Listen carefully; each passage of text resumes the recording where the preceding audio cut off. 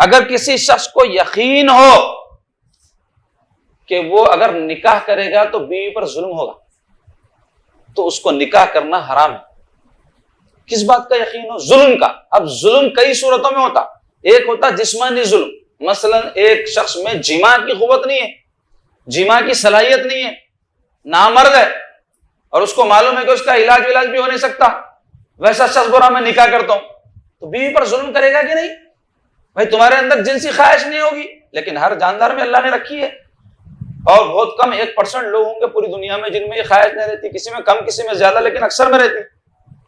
تو اگر ویسا شخص جو یقینی طور پہ جانتا ہے کہ وہ بیوی کا جسمانی حق ادا نہیں کر سکے گا، یا اس کے ماں باپ جانتے ہیں، یا بعض بچیوں کے اندر ایسی بات ہوتی ہے، کوئی مرض ہوتا ہے، مرض کی صورت ہے، ویسی صورت میں بچیوں کی شادیاں کر دینے سے وہ شوہروں کے لیے رغبت کا باعث نہیں بنتی، یا ان کو خود رغبت نہیں رہتی شوہروں میں، تو مسائل ہوتے ہیں زندگی۔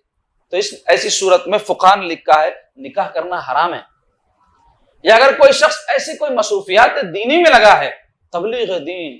مجاہد ہے، یا اور کوئی ایسا دین کا کام ہے کہ جس کی وجہ سے بیچارے کو ٹکنے کا موقع نہیں ملتا، ادھر بھاگ ادھر بھاگ، یہ مصروفیت وہ مصروفیت، تو اب شادی کرے تو ذمہ داریاں آتی ہیں، اور کرنا ہے، فریضہ ہے، بیوی کے حقوق ادا کرنا ہے، مالی حقوق بھی ادا کرنا ہے، اس کے جو ہے اور دیگر بھی کوئی ذمہ داریاں ہیں، تو مرد جو اٹھانا ہے کام کاج ہے گھر کے، یا اور کوئی بچوں کی ذمہ داریاں ہیں، وہ سب شادی کے بعد بچے ہوتے ہیں تو وہ اٹھانا ہے، وہ نہیں کر سکتا ہے، وہ یقین ہے اس کو میں نہیں کر سکوں گا، بھائی کر لیا تو پھنس جاؤں گا، جہاد نہیں کر سکوں گا، کر لیا تو میں علمی خدمت نہیں کر سکوں گا، بزرگان دین وغیرہ میں کئی اولیاء اللہ یہ جو نکاح نہیں کی، یہ وجہ تھی اس کی، کیونکہ وہ جانتے تھے کہ ہم یہ حق ادا نہیں کر سکتے، تو لوگ نہیں کیے۔ اب اگر کوئی ایسا ہوتے ہوئے بھی کر لے رہا